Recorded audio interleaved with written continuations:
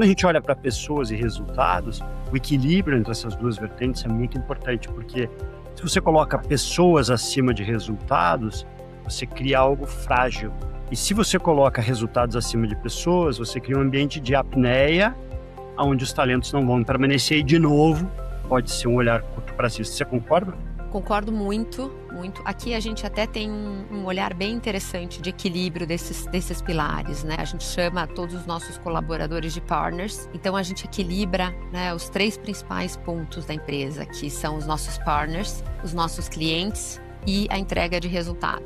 O ponto é que o resultado não vem antes das pessoas, né? E isso aqui é muito forte. Vou te contar um exemplo, né? Absolutamente todas as nossas reuniões que vão falar sobre resultado ou sobre estratégia, elas começam primeiro falando sobre os nossos partners, depois a gente vai falar sobre os nossos clientes e depois a gente vai falar sobre resultado. Porque no final, né, se eu tenho partners estáveis, dedicados, motivados, né, comprometidos com o resultado, a gente vai ter clientes mais bem atendidos e mais fiéis, né, com uma experiência diferente em loja.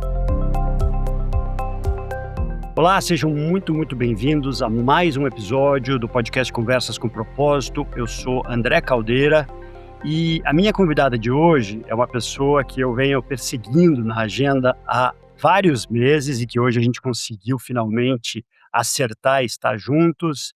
Mariane Widecker, presidente do Starbucks Brasil. Mari, seja muito bem-vinda ao Conversas com Propósito. Muito obrigada, André. É um prazer estar aqui. Muito obrigada pelo convite. A primeira pergunta é: pronunciei o teu sobrenome corretamente? Super. Então que bom. Muito bem. Eu vou fazer uma breve apresentação tua e a gente já vai engatar no bate-papo. Desde outubro de 24, Mariane é a presidente do Starbucks Brasil, além de VP da Zamp, ecossistema de restaurantes no país que reúne marcas internacionais como Burger King, Popeyes, Subway e Starbucks, além de conselheira na Estapar, a maior rede de estacionamentos do Brasil. Mariane construiu sua carreira a partir do marketing, iniciando em agências de comunicação e depois migrando para a Múltipla, no segmento de shopping centers. Posteriormente, iniciou na BR Malls, onde permaneceu por quase 14 anos, inicialmente como superintendente de shoppings, depois diretora regional de operações, até chegar à diretoria executiva de desenvolvimento, M&A e novos negócios. Assumiu na sequência a posição de CEO na Guardia Aqui, empresa de self-storage investida do Fundo Pátria, onde ficou por 4 anos até a venda do negócio. Atuou também como conselheira em outras empresas como Alphaville Urbanismo e Infotec Brasil. Mariana é casada com Giovanni, médico e executivo da Redditor, com quem tem 2 filhos, Lorenzo e Luca, de 12 e 9 anos. E nas horas vagas, a Mariane gosta de pedalar, viajar e ficar com a família. Vamos lá, Mari. Eu sempre começo os episódios aqui pedindo para que o meu entrevistado ou entrevistada traga um momento, um trecho da sua história que foi marcante e de alguma forma ajudou a definir quem ele ou ela é hoje. Qual seria esse momento que você poderia trazer para a gente? Acho que vários trechos marcam a nossa vida, né? Acho que os diferentes ciclos são marcados por trechos que no final ajudam a definir a nossa personalidade, o nosso estilo. Mas eu vou te contar um mais recente, Hum, que me surpreendeu e me encantou, assim. Quando eu fiz o meu onboarding aqui na Starbucks, eu, né, executiva, vindo de private equity, vindo de anos de uma empresa como a BR Malls, estava preparada para um onboarding tradicional, né. E aqui tudo que a gente estuda, nos MBAs, nos cursos fora, sobre cultura, foco em pessoas, né, e o modelo de gestão da Starbucks, isso é super verdadeiro. E começa no onboarding. Meu treinamento durou quase 3 meses, e passou desde, trabalho em loja, então eu fiz todo o ciclo de loja, como barista, como supervisora, como gerente de loja, fiz toda a carreira, de uma pessoa de um partner que trabalha com a gente em loja, e foi encantador, assim, é incrível viver a experiência na loja, aí trabalhando, fazendo 100%, da jornada de um partner. Fiz toda a minha formação como barista, que foi encantador também, né, e aí é formação mesmo, você de fato entender tecnicamente todos os aspectos sobre o café. Depois eu fui fazer um ombro a ombro, no Chile, para entender como é que essa operação funcionava, E aí, para fechar com chave de ouro, além de uns dias em Seattle, onde você vê de fato aonde a Starbucks começou, né, e toda a história, eu fui para uma fazenda de café na Costa Rica, e fiquei trabalhando na fazenda de café. Lá a gente aprendeu desde, né, como plantar um pé de café, fazer a colheita, né, a quantidade de grãozinhos de café que você precisa colher para fazer um expresso, o fato do café não amadurecer de forma, homogênea, então você de fato tem que fazer um picking, aprender sobre todos os tipos de método de processamento, os tipo de torra. Então foi encantador, assim, foram 3 meses encantadores, para não só viver a cultura da empresa, mas essa coisa de colocar as pessoas em primeiro lugar e como o onboarding faz a diferença. Eu terminei esses 3 meses absolutamente encantada com a cultura, e aprendendo um monte sobre café que eu, enfim, coisas que eu jamais imaginei que eu aprenderia. Foi super legal, acho que marcou a minha vida, e com certeza, marcou meu estilo de gestão. Que legal, muito bacana. E o que que você, destaca como, os principais aprendizados dessa tua vivência, né?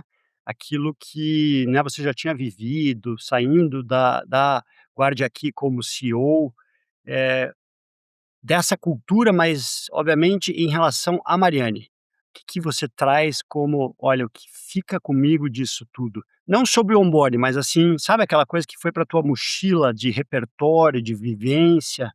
E eu vou Eu até justificar por que que eu estou perguntando isso, porque eu acho que tem uma função social dos baristas para muitas pessoas. Esses tempos eu ouvi um, episódio do Diary of a CEO, que é um podcast que eu acompanho muito, né, do Steve Butler, e ele falava exatamente sobre, pessoas que em algum momento vão lá ser atendidas e, have a nice day, tarará, e pessoas que engatam uma conversa, porque elas estão se sentindo solitárias, porque elas precisam de atenção, sabe aquela coisa que acaba sendo um momento. O que que ficou para você dessa vivência?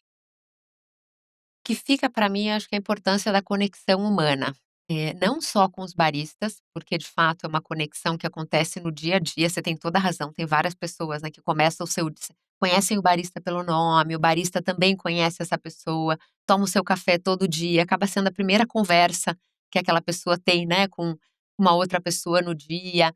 Então, de fato, tem essa coisa da conexão humana. Mas, mais do que isso, é a gente sentir essa conexão humana, né, você sentir o que eu senti foi um nível de acolhimento que é muito diferente do que eu já tinha vivido em qualquer outra empresa, né, de você Uhum. sentir que as pessoas de fato estão, parando o que elas têm para fazer para te tratar como uma prioridade máxima e garantir o teu bem-estar para que você chegue bem, para que você aprenda. É uma coisa tão genuína, assim, de tanta conexão, que até então eu não tinha sentido, né, e eu sinto que, assim, todos os níveis da organização, era uma das prioridades, o meu acolhimento, né.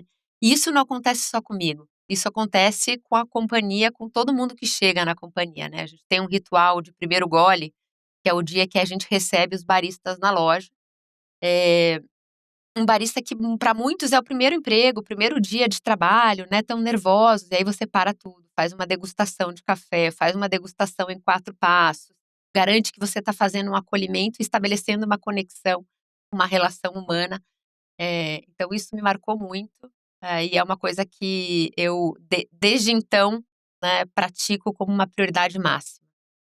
Muito bom. E qual é o seu café favorito hoje?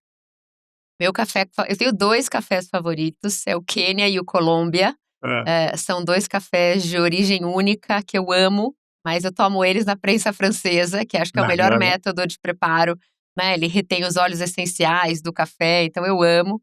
E a gente tem um ritual aqui que todas as nossas reuniões importantes começam com uma degustação de café. Sem dúvida a minha preferida os meus preferidos são o Quênia e o Colômbia. E a minha bebida preferida, a gente também fala aqui nas nossas bebidas preferidas. Hã. Eu tenho 2, né, em dias mais frios eu gosto de um flat white, com leite bem vaporizado, e nos dias mais quentes eu adoro um caramelo macchiato gelado. Ah, que legal, muito bom. E as suas, André? Olha, eu sou um cara simples, aonde eu onde eu vou, eu acabo indo para o americano, eu não sou um cara muito do leite. Tem um chá de hibisco, eu não sei se foi descontinuado, que na minha última viagem eu ficava entrando nas lojas tentando, ver se tinha, que eu adoro. E também o caramel macchiato, mas eu gosto de quente, que eu não sou do café Quente. gelado, né. Sabe que o café gelado é uma coisa das pessoas, das novas gerações, né. É, Os jovens, especialmente na Ásia, é muito difícil, convencê-los a tomar um café quente. é. Então Você o sabe café que gelado é uma grande tendência. aqui em casa eu, tô gravando de casa hoje e eu preparo e eu uso ou a francesa ou a cafeteira italiana. E Uau! aí eu gosto de café muito quente. E o meu filho, que também trabalha remoto, ele coloca pedras de gelo no café dele. Então você vê a nova geração, tem 24 anos. É, a nova É, é. geração, esses dias eu até estava fazendo uma reunião com a presidente de uma empresa, e aí ela tomou um café gelado pela primeira vez. Aí ela fez selfie, mandava pra filha, eu falei: ela: "Não, eu preciso mostrar pra minha filha, estou tomando meu primeiro café gelado". Muito bom. E Mari, você acha que, esse olhar para o pilar pessoas, porque a gente se conhece há muito tempo, né, e eu sei que você tem esse olhar já de muito tempo. Eh, o quanto de diferencial é esse olhar no teu estilo de liderança? Eu acho que, sem dúvidas, é um dos meus principais pilares. Eu vejo pessoas, não como um pilar acessório, mas eu acho que esse é o sistema inteiro. Não existe estratégia sem gente engajada. Então o meu foco sempre foi, né, formar times excelentes, diversos, complementares, mas garantir que a gente tem um olhar que eu tenho um olhar humano, né, sobre as necessidades do meu time. E que a gente forma uma equipe que de fato se importa um com o outro, né. Então, Uhum, eu acredito em inteligência coletiva, eu acho que o que faz a diferença numa equipe excelente é o uso da inteligência coletiva. E por todos os lugares onde eu trabalhei, acho que o que eu levei de melhor comigo foram as relações que eu criei, né. uhum, Então, de fato isso para mim é super importante. E aqui isso é ainda mais importante, né, como a gente estava falando antes, essa é uma empresa que tem, as relações humanas no centro da sua experiência, da essência da marca, né. Um café bom é fácil de copiar, né, uma máquina de café se compra. Eh, o que não se copia é a forma como as pessoas te atendem, te chamam pelo nome, percebem o teu dia a dia quando você entra no café. Eh, então eu acho que esse foco em pessoas ele transcende a o C-level da companhia e a gestão da equipe direta, mas ela permeia pela organização como um todo, né. E uhum, aí é um foco que não é só discurso, né, é de fato uma estratégia de negócio. uhum. Como é que foi para você, então, ser convidada pela Zamp para conduzir o projeto, eu vou chamar de retomada da operação do Starbucks no Brasil, né? Porque tem 2 momentos, esse certamente é um novo momento, e o que, te atraiu? Porque eu inclusive, fazendo a minha pesquisa prévia para poder te entrevistar, eu li que você estava, disposta a fazer um sabático, né, que você iria, tirar um tempo para você mesma por conta da Guardia aqui ter sido vendida, né, e tudo mais. O que te atraiu? O que te fez brilhar os olhos nesse projeto?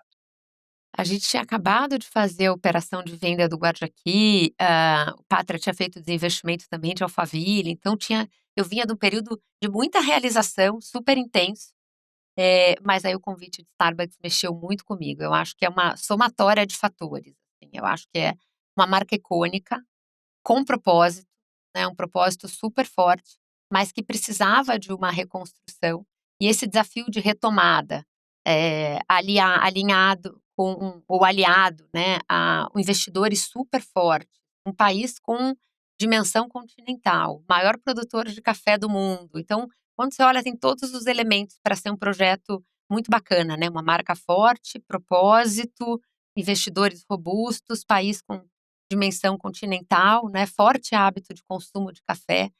Então essa retomada de Starbucks no Brasil, foi algo que, enfim, me engajou desde o começo.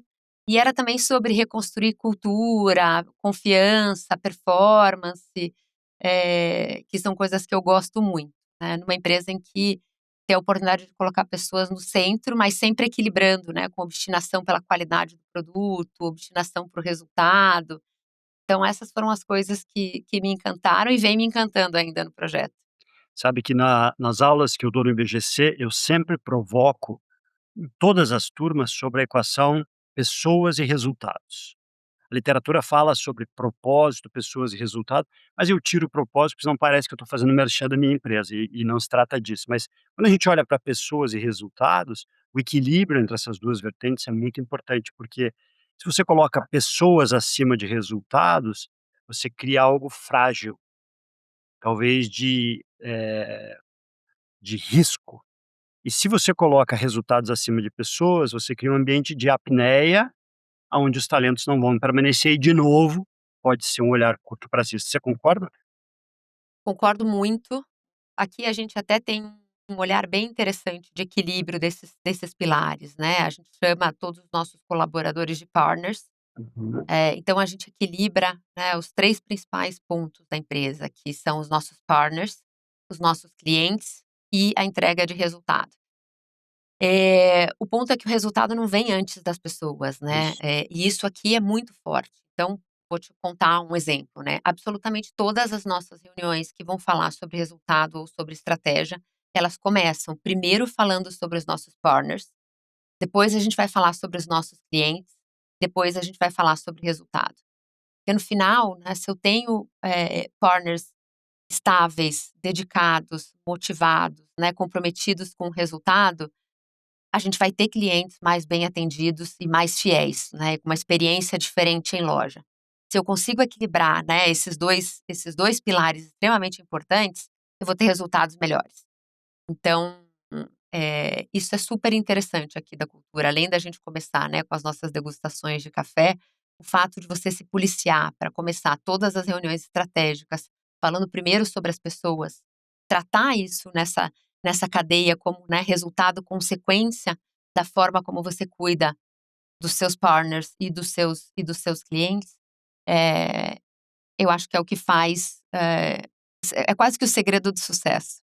Ah, e aqui quando você se refere a partner, você está dizendo desde o barista até o time estratégico que reporta diretamente para você, é isso? Exato, exato. Uhum, Todos os funcionários da empresa são partners, uhum, todos, né, têm participação em resultados, e esse é um pilar super importante da marca globalmente. Nos Estados Unidos, a gente foi a primeira empresa a distribuir ações, né, para todos os funcionários, então isso é uma coisa que vem há muitos anos, fazendo com que as pessoas de fato se sintam, né, como uma partnership. e aqui no Brasil também, por Aqui no exemplo, Brasil a gente tem participação nos resultados, certo, né, a legislação é um pouco diferente, então a gente aham, tem participação nos resultados, mas mais do que a sociedade financeira, ela é de fato uma sociedade no sucesso, né, então, nos reconhecimentos, uma coisa que eu escuto muito e mexe comigo, é quando uma pessoa que trabalha comigo vira para outra e fala: "Eu tenho muito orgulho em ser sua partner". hum, Eu tenho ou "Muito obrigada, você como partner faz a diferença na minha jornada". Então é uhum, mais do que só uma questão financeira. bacana. E se a gente olha para o ciclo anterior, guarde aqui, né, uma empresa investida de um grande fundo de private equity. Quais foram os teus principais aprendizados, nesse ciclo que foi de 4 anos, né, porque você veio de quase cerca de 14 anos na BR Malls, aonde você estava, predominantemente do outro lado, você estava adquirindo, Uhum, certo? sim. Consolidando. E aí você vai para assumir pela primeira vez como CEO, guarde aqui, numa dinâmica de fundo e de um fundo como pátria. Que foram os teus principais aprendizados? Eu acho que foi uma escola super intensa e maravilhosa. Eu acho que, private equity, tem uma coisa que é trabalhar com pessoas excelentes e absolutamente obstinadas, né. Então, disciplina de capital, por exemplo, é um dos grandes aprendizados, né, foco em execução, mas com muita disciplina de capital, clareza de prioridade. Você precisa tomar decisões muito mais rápidas, porque private equity te ensina que tempo é um ativo, né, porque no final você tem um horizonte de saída claro.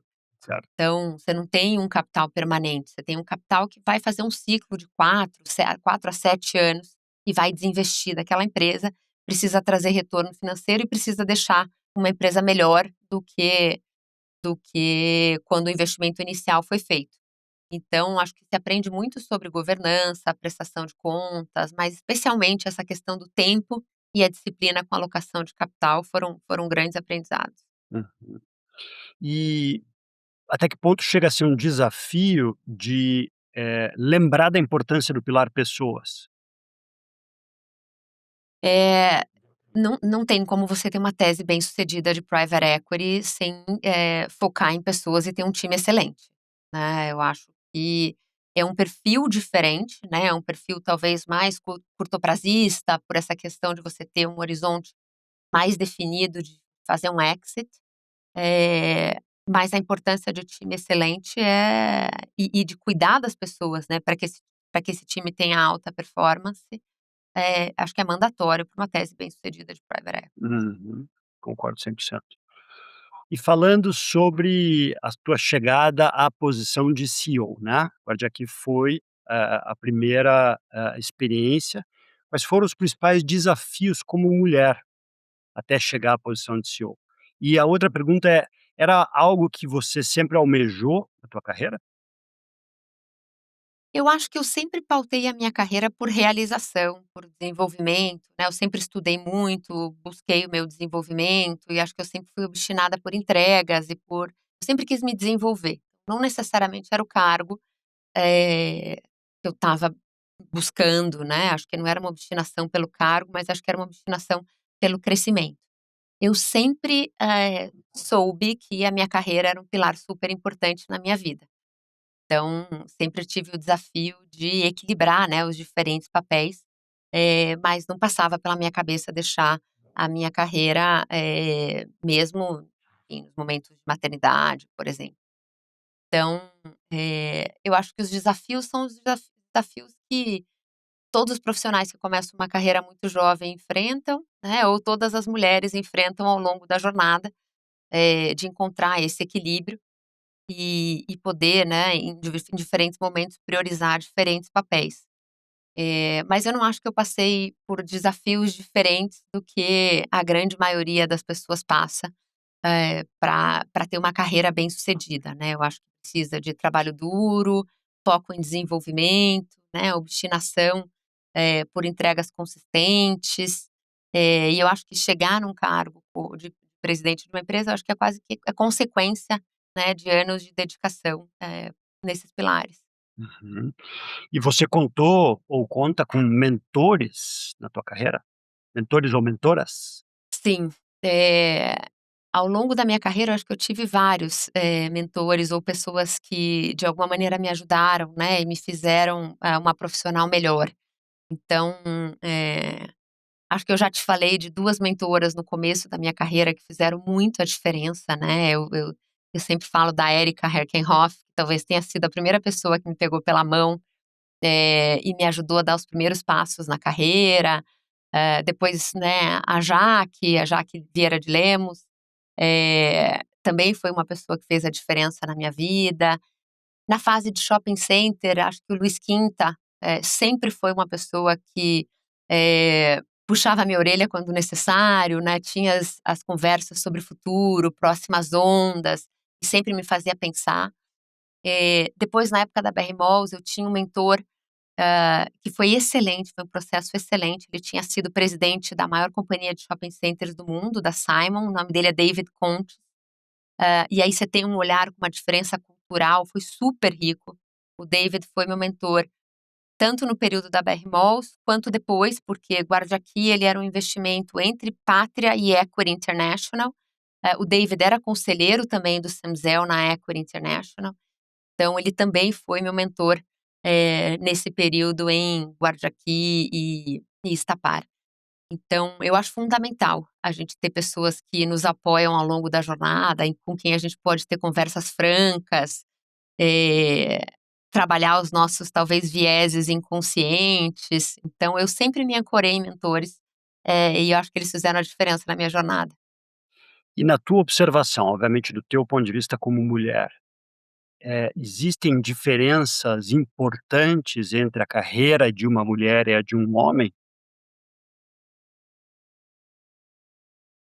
Eu não sei se existe, acho que na carreira, eu tendo a ter um olhar bem mais positivo sobre isso, André, assim, eu nunca, talvez eu nunca tenha me colocado na sala como a mulher da sala, né, em vários momentos eu era a única mulher da sala, mas isso, da minha perspectiva, quase que não importava muito, né, eu sempre me coloquei ali como uma profissional obstinada, com vontade de fazer o negócio, dar certo, eh, e essa questão acabava, enfim, quase que não estando na mesa, né. Hum, E bem pelo contrário, acho que assim, todos, ao longo da minha vida quase que profissional inteira, os meus gestores eram homens, né, e homens que me ajudaram muito, no desenvolvimento. É claro que, enfim, acho que quando vem a maternidade, vem um desafio que eu nem diria que é equilíbrio, eu acho que é de coexistência entre diferentes papéis, né. E aí sim, eu acho que tem diferenças, pela forma como a sociedade está estruturada, né. certo. Então, a gente tem a questão da maternidade, das responsabilidades muito mais, eh pendendo para o lado da mulher, né, então traz esse desafio de coexistência, eu nem digo que é equilíbrio, eu acho que é coexistência de papéis mesmo. Mas por outro lado, eu sempre tive a sorte de ter em casa uma pessoa que sempre me apoiou ao longo da carreira. Então eu sempre pude contar com o Gi para encontrar o equilíbrio nesses papéis. O Gi é o Giovanni, seu O marido, só Giovanni, para exato, legenda, tecla exato. SAP aqui. Então ele sempre me apoiou ao longo da jornada e para ele também sempre foi importante o meu sucesso profissional. E isso sempre foi muito legal, porque, para os meus filhos também é importante o meu sucesso profissional. Eu acho uma das coisas que mais me realiza é ver como eles, celebram as minhas conquistas, como eles gostam de participar. Então é um pouco essa questão da coexistência, assim, que eu Aham. acho que torna um pouco mais leve esse nosso desafio de equilíbrio de papéis. Uhum, uhum. E falando um pouquinho então de logística, você se muda para o Rio de Janeiro pela BR Malls, vocês moram lá há quanto tempo? A gente morou lá há uns 4, 5 anos. 4, 5 anos, um dos meninos nasceu lá? Nasceu em Curitiba, mas foi para lá com 3 meses. 3 meses. Durante a minha licença maternidade, eu já fui para o Rio. E aí o Giovanni ficou em Curitiba ou ele foi junto? Não, ele fica em Curitiba, ele ia só no final de semana, e Durante aí sim, 4 anos? exato. Aham. E aí foi um desafio logístico, emocional, pessoal, Uhum. malabarismos, Aham. enorme, mas aí eu contava com uma rede de apoio, Sim. né, pra poder me ajudar a fazer o negócio acontecer, mas sem dúvida foi um dos momentos mais desafiadores. E aí quando você se muda para São Paulo, já é no projeto do Guarde Aqui. Exato. Aí eu mudo para São Paulo no começo da pandemia, já no projeto do Guarde Aqui, e aí o Giovanni também já estava em São Paulo, eh então tudo, enfim, a vida nos levou de novo para uma rotina de família um pouco mais tranquila, né, com os 2 em São Paulo e as crianças já bem estabelecidas aqui. Muito bacana esse depoimento, principalmente em relação a essa estrutura de família e o papel do Giovanni, que tem a carreira dele, uma carreira de muito sucesso, né, eu conheço o Giovanni há muitos anos, e médico, né, de formação, e vocês conseguirem fazer, com que esses diferentes ciclos se sustentem. Eu imagino tem muito trabalho, muita dedicação, muita vamos colocar a bola no chão e repensar o que está funcionando, o que que não está, porque são quantos anos juntos?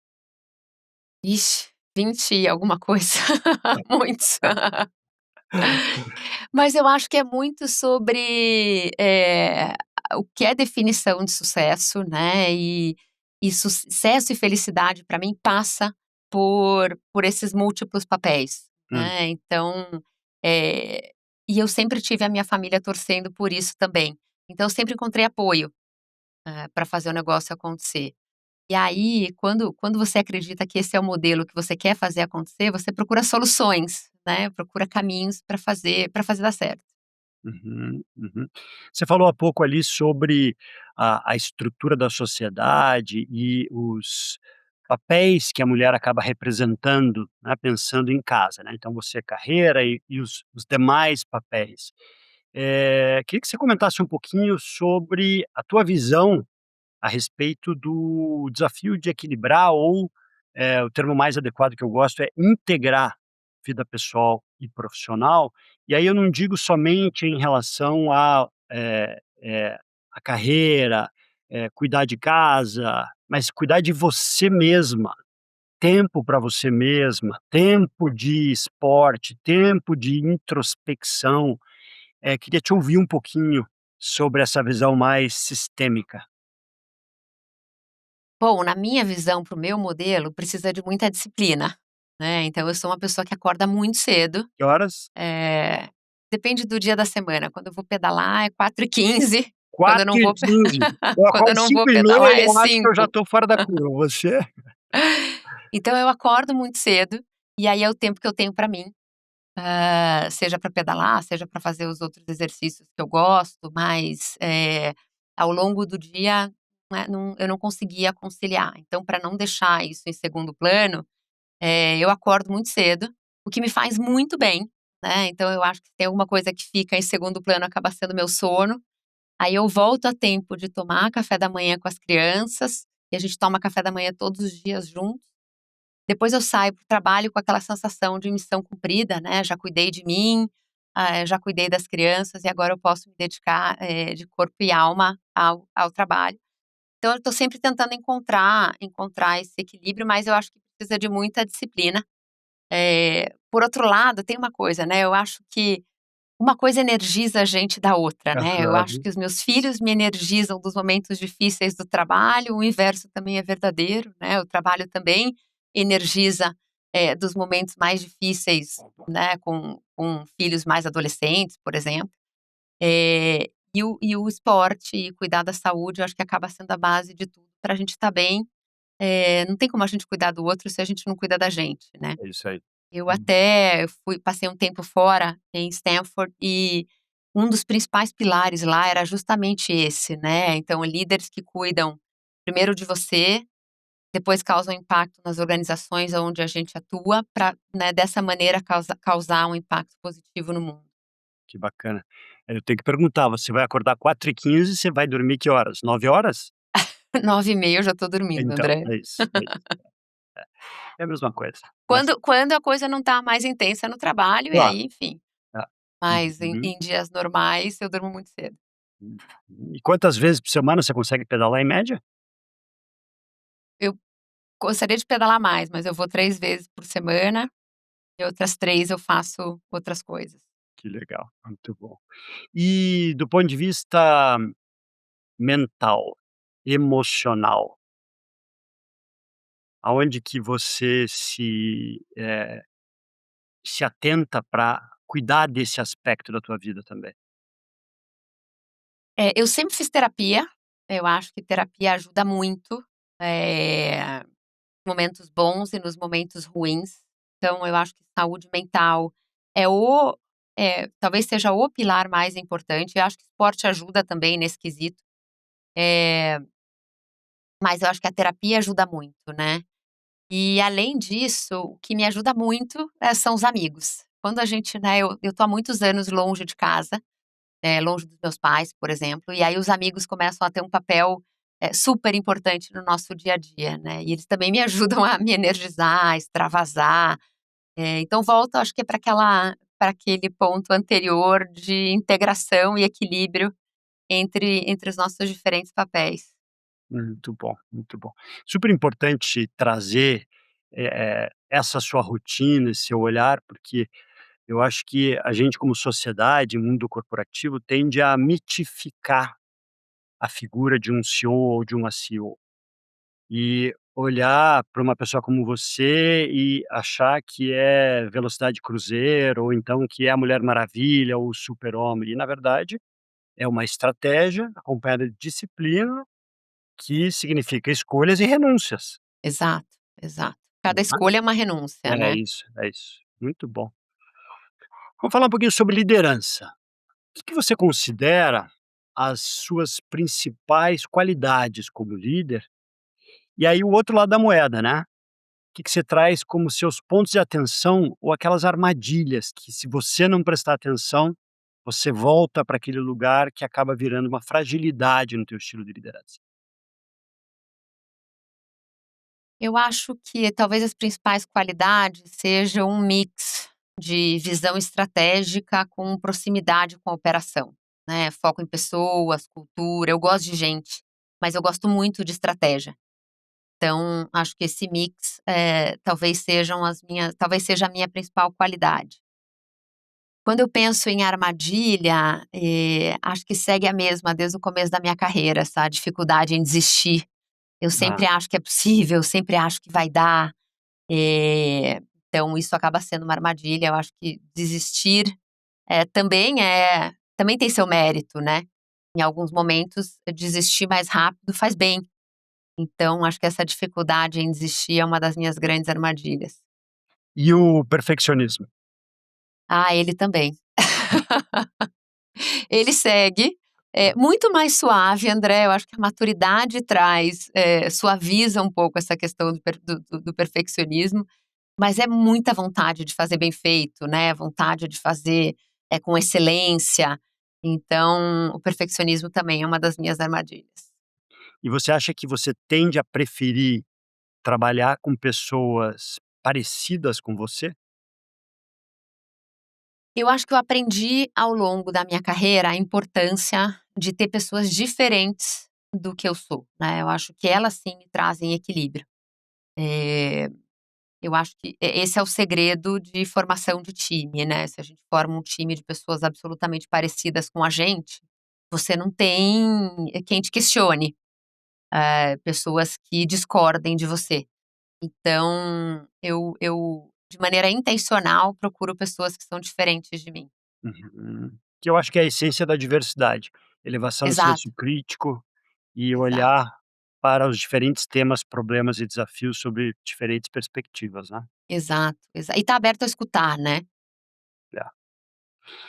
E olhando para a experiência como conselheira, a partir do momento que você passa a integrar conselhos, o que você aprendeu que te tornou uma CEO melhor?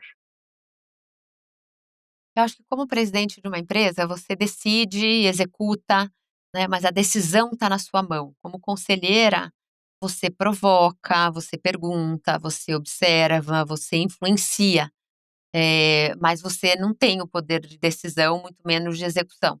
Uhum, Então, eu acho que o papel nos conselhos me ensina a desenvolver uma escuta melhor. Eu acho que a não me apaixonar pela primeira resposta, né, um olhar um pouco mais de longo prazo.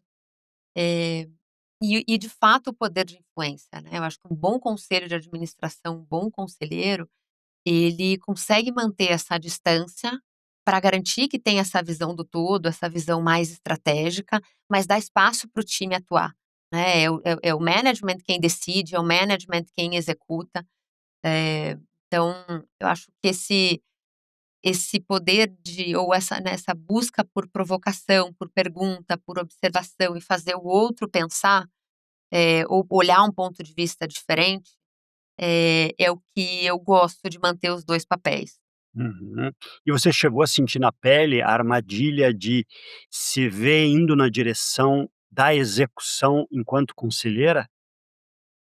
Assim, né, vamos lembrar que, sei lá, período da pandemia, por exemplo, né, as empresas com situações muito particulares, muito difíceis, você tende a querer ajudar mais, né, a entrar talvez um pouco mais na gestão da empresa, e eu acho que isso, enfim, governança é importante justamente para a gente poder equilibrar todos os papéis, né, acho que o conselho tem o seu papel de administração, o management tem o seu papel, e quando cada um faz bem o seu, você faz com que a organização inteira, se eleve, né. Uhum, Então acho que a tentação, principalmente nos momentos de crise, é claro que ela existe, mas eu acho que é super importante que cada um mantenha o seu papel e assim colabore para a evolução de cada uma das empresas. uhum, uhum.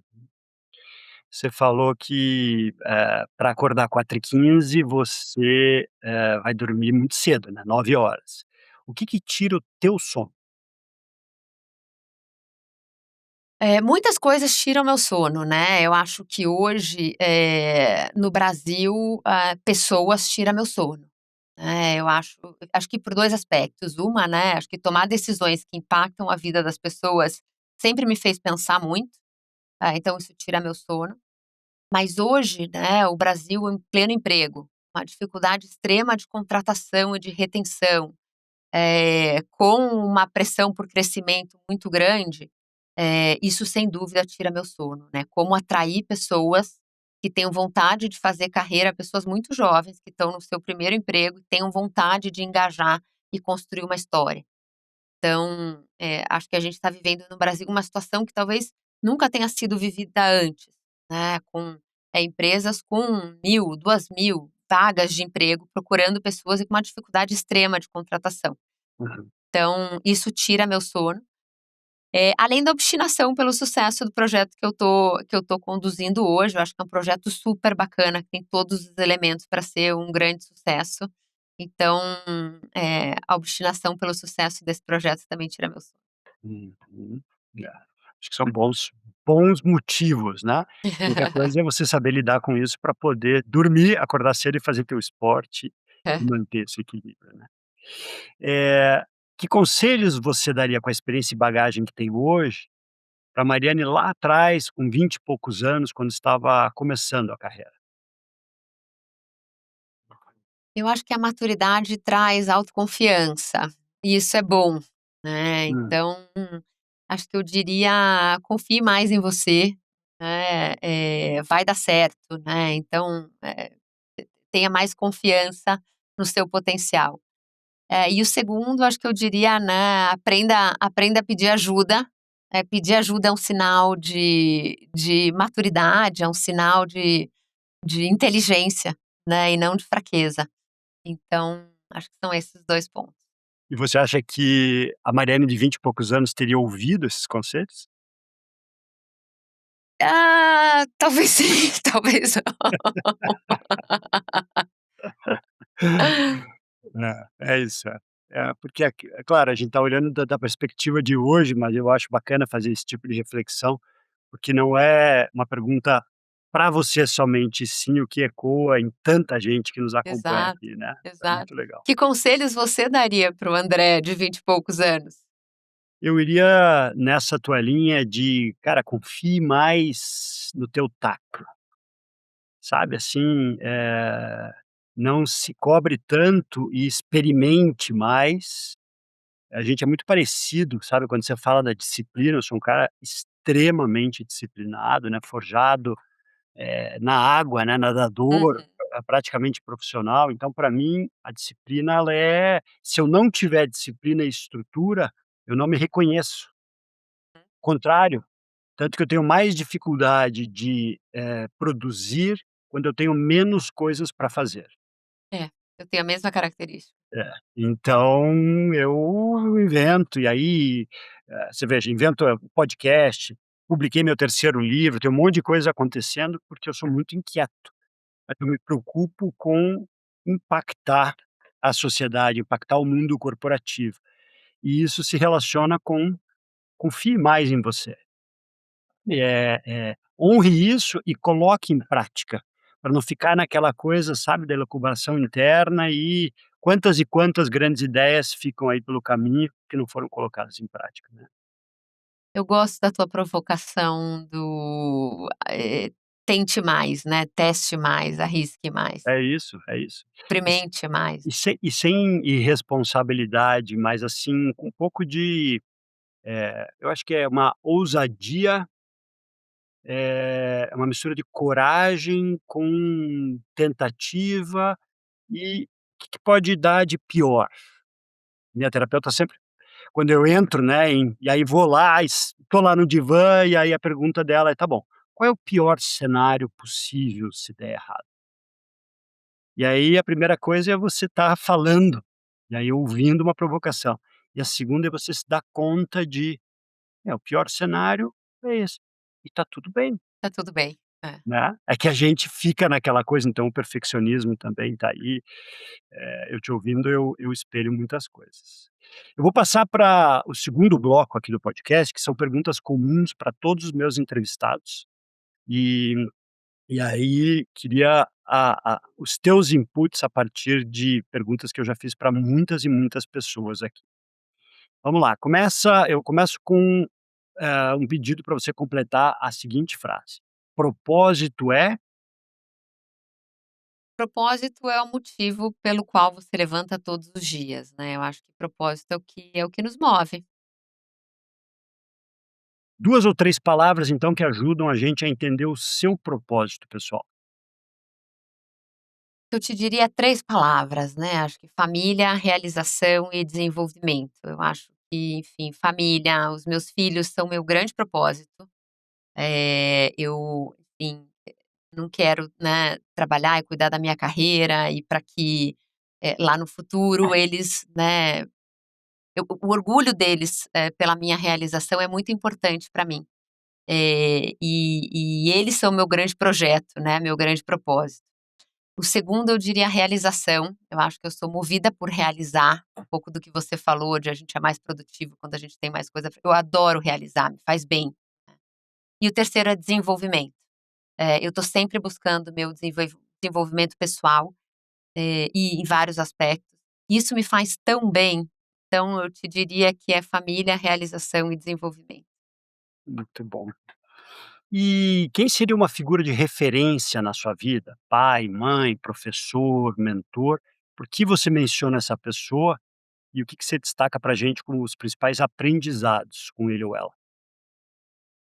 Eu acho que eu destacaria minhas avós, minhas 2 avós. Eu cresci em uma família de mulheres muito fortes, Hum. mas também muito amorosas. E as 2, apesar de não trabalharem, tinham uma postura de liderança muito forte, muito intensa. E um papel muito fundamental em, inspirar esse olhar para o crescimento, essa vontade de realização, ao mesmo tempo que equilibravam muito com essa questão da união familiar. Então, elas sem dúvida fizeram a diferença em quem eu sou, e o fato de eu ter crescido em uma família com mulheres tão fortes, fez com que eu sempre acreditasse que é possível. A origem delas, vó materna e paterna, vem de onde? A minha avó materna, origem alemã, e minha avó materna, origem alemã, e minha avó paterna, origem alemã com polonês. Ah, que bacana, muito bom. E você tem alguma história de vida ou de carreira, daquelas, assim, inacreditáveis ou então muito engraçada, que você poderia compartilhar com a gente aqui? Olha, trabalhando muitos anos em shopping center, você pode imaginar que muita coisa já aconteceu, né. Eu já inaugurei shopping com obra inacabada, com força-tarefa do time para acabar os últimos detalhes, né. Eu lembro, uma obra em que a gente inaugurou e que estava o time do financeiro plantando grama para Aham. fazer o negócio abrir no dia seguinte com excelência. Eu já apaguei incêndio literal e figurado ao mesmo tempo. Então quem trabalha Literal? em Literal também? a gente era uma coisa que infelizmente, né, aconteceu algumas vezes. Então, eu lembro, por exemplo, na inauguração do Parque Shopping Barigui, aí em Curitiba, acho que o shopping tinha 8 dias, de funcionamento e a gente teve um incêndio em uma das lojas, o shopping novo, recém-inaugurado. Eh, então, quem trabalha com operação tem um estoque infinito de histórias improváveis, assim, mas que no final trazem muita resiliência. Mas qual seria então aquela que você fala: "Não, a mais icônica"? Qual é? Icônica. Ah, tem várias. Tem uma, André, acho que eu já te contei essa história. Uma vez a gente ia fazer uma reunião de investidores, num shopping no Rio. E a gente queria levar os investidores para o Rio, era muito difícil tirar os investidores da Faria Lima, levar esses investidores para o Rio, e era, enfim, um dos grandes empreendimentos da companhia.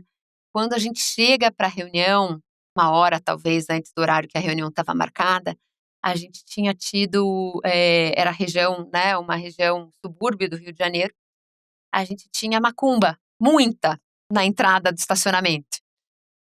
Tinha uma vaca, para você ter uma ideia. E aí ninguém Uma queria uma mexer, a vaca gente não viva? morta. Meu Deus. Ninguém queria mexer, né, várias galinhas, flores e a vaca. E um caos para a gente conseguir receber, né, os nossos grandes investidores.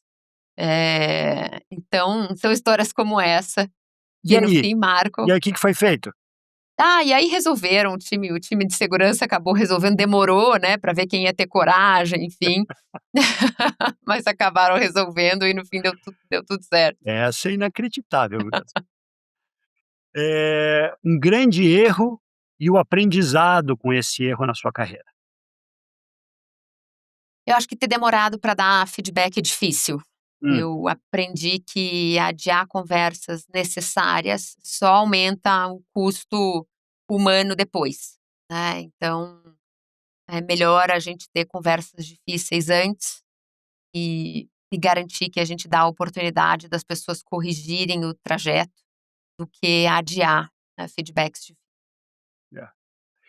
Sabe que eu acho esse ponto fundamental, né, conversas difíceis, seja para correção de rota, recombinado ou até a decisão de encerramento, de substituição.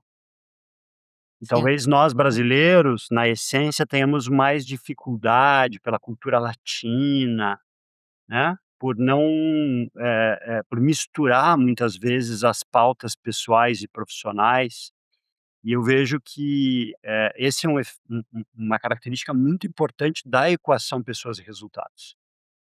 sem dúvida. Porque se você demora demais, aquilo que eventualmente poderia ser recuperado ou recombinado, talvez fique pelo caminho, né. Uhum, exato. E você não dá chance da própria pessoa evoluir. Se você pudesse convidar qualquer pessoa no mundo para uma refeição e uma conversa, essa pessoa viva ou já falecida, quem seria e por quê? Eu pensei em várias pessoas, né, assim, líderes, mundiais, né, pessoas que impactaram a história, mas eu vou te responder uma coisa muito mais, de hoje, e uma pessoa que tem me dado vontade de ter uma conversa longa, que é o Scott Galloway, Uhum. para falar um pouco mais sobre os estudos dele. Eu acho que muito se fala sobre feminismo, papel da mulher, né, mas ele tem trabalhos interessantíssimos sobre masculinidade. E o que está acontecendo hoje com os homens, né, é extremamente interessante. Acho que baseado em dados, eu adoraria ter uma conversa mais profunda com ele sobre essa perspectiva, a perspectiva dos homens. E o que que te chama atenção nos pontos que ele traz? Ele traz vários aspectos e vários dados, né, um deles no mercado americano, por exemplo, o percentual e a epidemia de suicídio entre os homens, né, essa epidemia não existe entre as mulheres, mas é fortíssima entre os homens.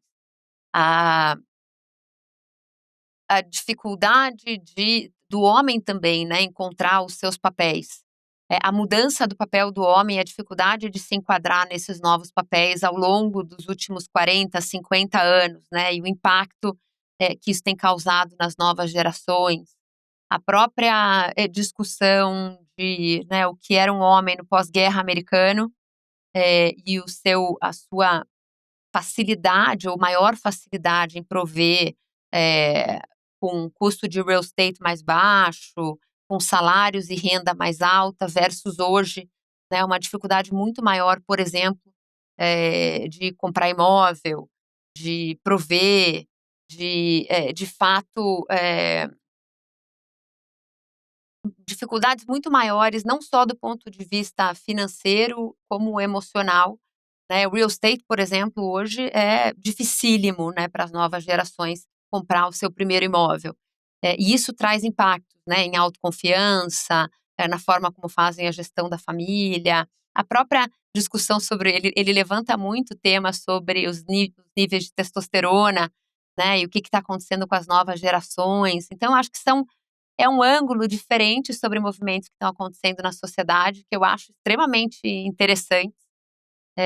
E eu como mãe de 2 meninos, né, e enfim, gestora de uma equipe que é metade homem, metade mulher, eu acho que a gente fala muito pouco também sobre o ângulo masculino e o que está acontecendo na sociedade e como também impactar positivamente, né, a vida dessas novas gerações de homens que têm desafios e expectativas diferentes.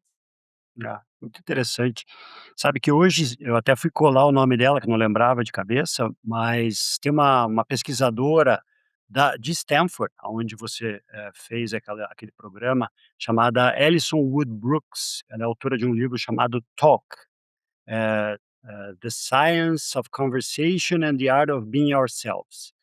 E ela faz uma analogia muito interessante sobre a habilidade de comunicação dos homens quando comparada com a das mulheres. Que as mulheres tendem muito mais facilmente à conexão, Uhum. enquanto que os homens ficam na superfície muito mais narrando o que está se passando fora, sem falar sobre o que está se passando dentro, ou sem Dentro. reconhecer o que está se passando dentro. E isso obviamente traz resultados ou efeitos, diretos no mundo do trabalho, no papel Exato, das lideranças, né.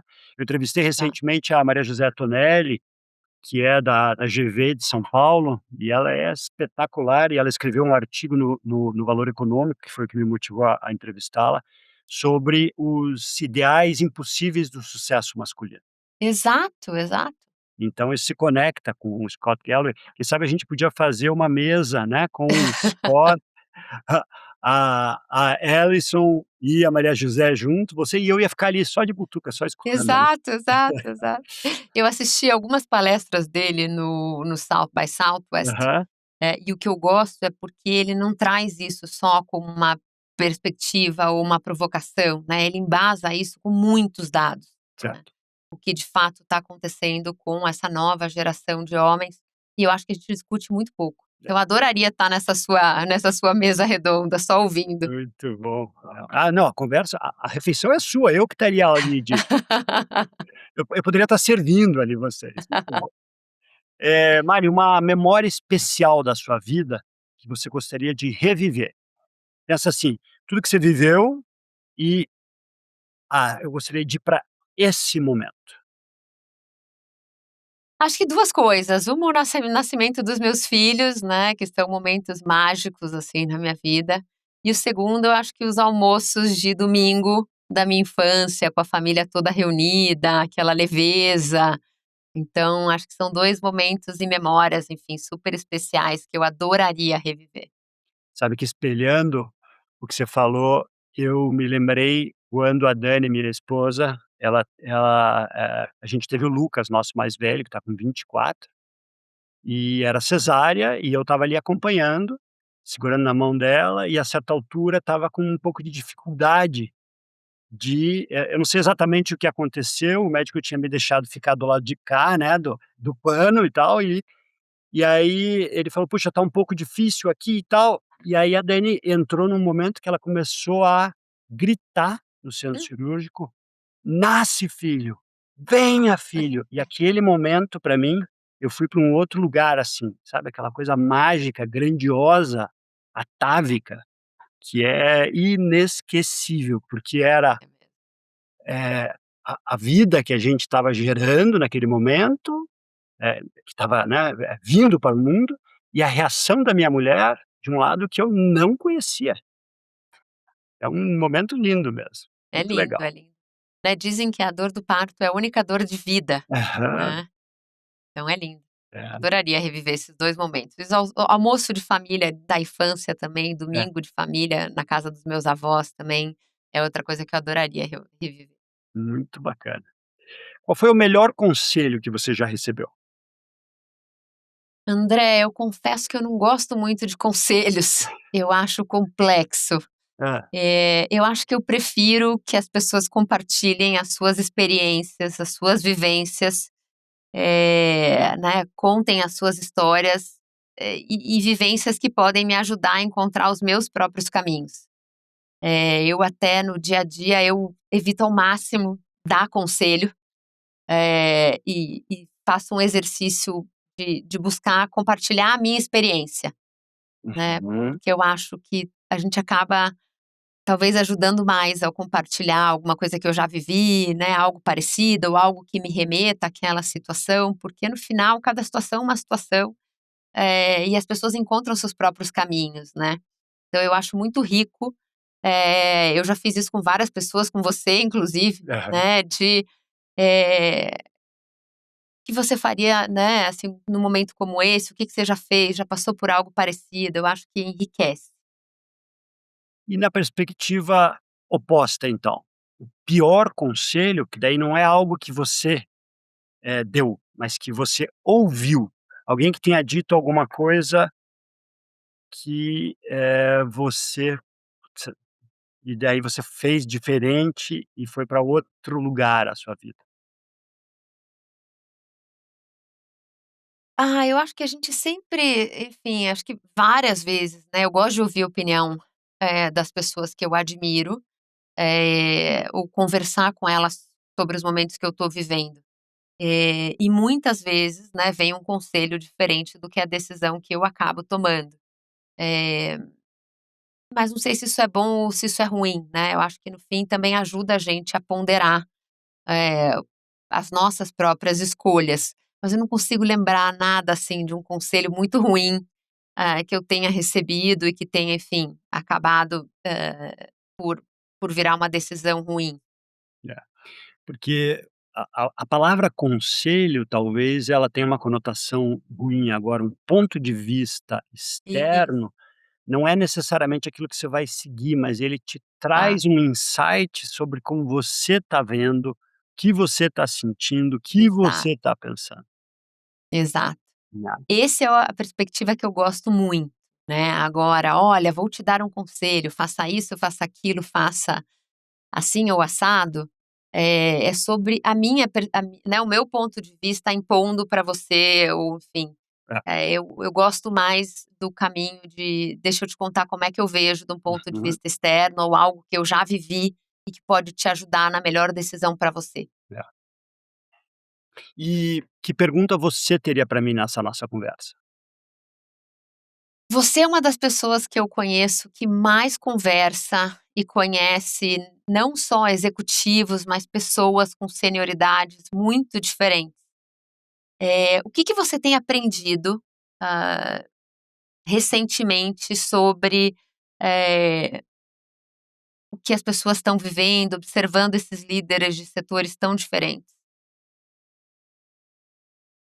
Bom, eu acho que tem alguns pontos aqui. O primeiro deles é a busca recorrente por, autoconhecimento. Acho que todos nós, nos momentos diferentes de vida que estamos, diferentes faixas etárias, diferentes geografias, diferentes empresas, a grande maioria das pessoas que eu chamo tem já uma algum tipo de bagagem, de repertório ou de experiência, e que estão passando por uma, talvez, jornada mais importante de busca de autoconhecimento, que eu acho que é algo fundamental, porque você não tem como liderar o outro se você não se autolidera. Acredito profundamente nisso. Acho que um segundo ponto diz respeito a um pouco do que a gente falou, antes, que é conexão. E essa conexão, ela pode ser com um projeto, pode ser com a própria empresa, pode ser com as pessoas do projeto, pode ser com uma causa. Já trouxe várias pessoas de ONGs, né, pessoas que estão imbuídas de projetos, então isso se conecta com o propósito, no sentido do por que acordar cedo todo dia? Que tipo de impacto eu quero gerar? Então isso tem a ver com, conexão que está ligado com, o autoconhecimento. E eu acho que o terceiro aspecto, Mari, é o pensamento sistêmico, que vai além do próprio umbigo, que, coloca o ego depois do eco, no sentido do todo, no sentido da empresa, do time, da sociedade, do planeta. É claro que aqui tem um viés muito grande, porque eu só chamo pessoas com quem eu quero conversar. Então existe uma curadoria pessoal, mas é parte do meu propósito pessoal de, por meio de conversas como essa, de a gente poder conhecer um pouco mais da tua história, que eu já conheço um pouco, mas de a gente poder dar vitrine para o teu pensamento, para a tua forma de ver o mundo, a gente poder gerar insights e reflexões nas pessoas que acompanham aqui o podcast. E hoje de manhã eu acordei e quem me mandou uma mensagem, um pequeno podcast, foi a Vicky Bloch, né. A Vicky é meio madrinha aqui do podcast, e ela Conheço falou: bem a "Olha, Vicky, adoro ela. eu Ela foi quero". uma das minhas mentoras, voltando para sua pergunta anterior. Ah, é? Então, a Vicky eu a entrevistei acho que no episódio 5, bem no comecinho do podcast, depois a gente se aproximou muito, ela assinou o prefácio do meu novo livro Eucorp, ela já indicou várias pessoas para serem entrevistadas aqui no podcast, e ela me mandou um áudio hoje de manhã dizendo: "Eu passei o final de semana todo com você". Eu falei, fiquei assim, né, o que será? E aí no áudio ela seguiu, ela falou assim: "Não, eu tô tirando uns dias e eu resolvi assistir vários dos episódios que eu já tinha marcado que eu queria ver". E aí os comentários Legal, que ela fez remetem justamente à, intenção somada à disciplina. E aí eu volto para o ponto que você traz, que é uma excelente intenção sem o parto e a consistência, ela não fica de pé. Então, tem a ver com abrir um pouco mão do, perfeccionismo e tentar, de fato, dar mais e mais visibilidade para isso. Então, um áudio como esse que ela me mandou hoje, mensagens que eu recebo de pessoas sobre diferentes entrevistas, e tem uma palavra aqui que é o, eternizar, que quando a gente está aqui gravando, isso depois vira um episódio, esses episódios estão para quem quiser ver, sabe? Tanto que às vezes eu acabo recebendo mensagens de diferentes lugares, do Brasil, de um episódio que eu tenho que buscar referência do que foi aquele trecho específico, porque tem muito conteúdo, né. legal, E é legal, porque eu quero ser um agente para isso tudo, para que eu possa ecoar histórias como a tua, pensamentos como o teu, assim como de tantas outras pessoas. legal. Eh, Vamos falar um pouquinho sobre livros.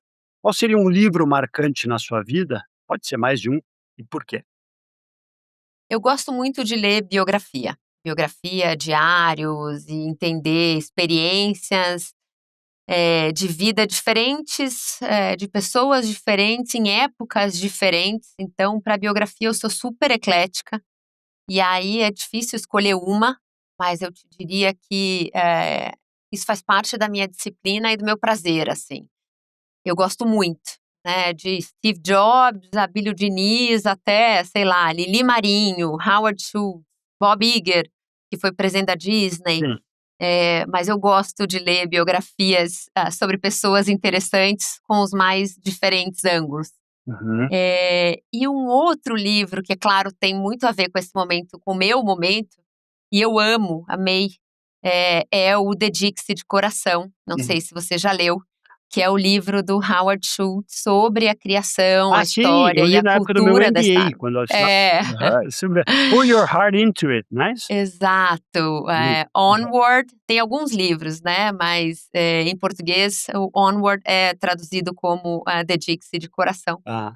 E é uma aula sobre criar cultura focada em pessoas, obstinação por qualidade de produto, experiência, e como de fato tem o walk the talk 100% aqui, sobre, essa coisa da conexão humana e o quanto se dedicar de coração faz a diferença. Então, Uhum. além das minhas biografias, acho que eu citaria para você o Dedique-se de Coração. Ah, que legal. Fui pesquisar aqui o que eu li, que é lá de trás, esse aqui deve ser de 98, 99, é Put Your Heart Into It. Uhum, que é quando ele uhum. estava começando o projeto, né, há muitos e muitos Tá. anos atrás, e é um livraço esse, é impressionante, que ali você já via esse tema da cultura, o olhar de pessoas, a experiência, né, o resgate de alguma coisa ritualística para o Hum. dia a dia como uma forma de conforto interno que vai além da bebida em si, obviamente a qualidade da bebida e tudo mais, mas muito bom. E tem um outro Hum, que vale acho que você vai gostar muito, né, porque a Starbucks foi fundada por 2 Howards, que são fundada não, ela vive a sua segunda onda, essa segunda fase quando o Howard Schultz entra, compra, né, eh aquela loja lá em Seattle, não é isso? exato, a loja do Pike Place antes até, né, ele vai trabalhar na empresa, mas era o Howard Schultz, Howard Bear e o David Olsen, que era Exato. a pessoa mais responsável por café. Mas o Howard Bear escreveu um livro que chama It's Not About Coffee, It's About the People, que é excelente também. Howard Olha, Bear, It's Not About Coffee. que bacana, vou pesquisar, isso eu não li, já vou comprar. Eu tenho uma pilha crescente das recomendações dos meus entrevistados aqui. Posso imaginar. Para mim todo dia é Natal, como diz a Dani, porque a Amazon fica me mandando os livros que eu vou comprando. Muito bom, muito bom. Eh, Mari, se você tivesse poderes mágicos por 1 minuto e pudesse mudar uma única coisa no mundo, o que que você mudaria? Eu acho que hoje o que eu mudaria são todos os aspectos relacionados à violência, né. Eu Hum, acho que o mundo voltou a patamares alarmantes, de guerras, violência de todos os tipos, né, no Brasil mesmo, né, a situação é crítica, triste, então acho que devolver o mundo para as pessoas, né, para que as pessoas possam viver tranquilas. Então acho que todos os aspectos relacionados com violência hoje, se eu tivesse esse poder mágico, adoraria ver um mundo em que essa não é uma preocupação ou não é uma discussão que está na mesa. muito importante, eu também, muito importante. E eu coloquei 5, mas não precisam ser 5 palavras, algumas palavras que podem ajudar a descrever o que que você almeja para o restante da sua vida. A gente não sabe, eu sempre uso essa metáfora, né, esse é um trem que a gente não escolheu o momento de entrar, a gente não sabe o momento que vai sair, mas, a gente tem a escolha de o que a gente quer fazer, o que a gente faz todos os dias enquanto não é chamado para a saída. Que você traria como palavras de, sabe, foco e determinação para esse restante da sua vida que, tenho certeza vai ser muito longa? Eu acho que o primeiro é saúde, saúde acho que é a base de tudo. O segundo é família, o terceiro é impacto, aprendizado e serenidade. Família, Saúde, impacto, família, aprendizado e serenidade. sensacional. Muito bom, muito bom. E para a gente encerrar, uma frase cuja mensagem é marcante em sua vida. Aqui eu vou reforçar o meu lado perfeccionista, mas tem uma frase que eu gosto muito, que é uma frase do Isaac Pérez, que é o fundador da Multiplan, e que de certa forma também marcou a minha carreira e a forma como eu faço gestão, que eu uso muito com o meu time, uso com os meus filhos, que é: "O segredo do sucesso é fazer bem feito". Eu acho que é simples, né, é uma frase simples, mas de grande impacto. Seja o que for que a gente se dispõe a fazer, acho que o segredo do sucesso é fazer o que for bem feito. E é interessante porque essa frase ela pode ser ampliada no teu papel como mãe, teu papel como cidadã, então a gente tem que extrapolar a Exato, carreira, não se exato, trata exato. somente do projeto, do ciclo atual, né. Exato, exato, exato. É sobre a forma como a gente leva a vida, né, e o quanto você coloca de energia, de propósito e dedicação ao que você está fazendo, seja no aspecto que for. E o que é sucesso?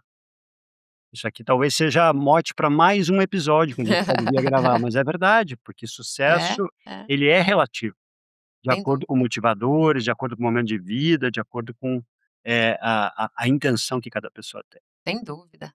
Muito bom. Mari, super, super obrigado pelo teu tempo, pela agenda, pela abertura e disponibilidade, viu? Muito obrigada, André. É sempre uma honra conversar com você, sempre inspirador, um prazer. Muito obrigada. Fiquei muito feliz. Muito bom, viu? E muito obrigado a você que acompanhou a gente em mais esse episódio do Conversas com Propósito. Se você gostou, eu peço que você comente, curta, compartilhe e que a gente possa juntos ecoar cada vez mais diálogo, mais inspiração e mais propósito. Vamos juntos. Muito obrigado e até o próximo episódio.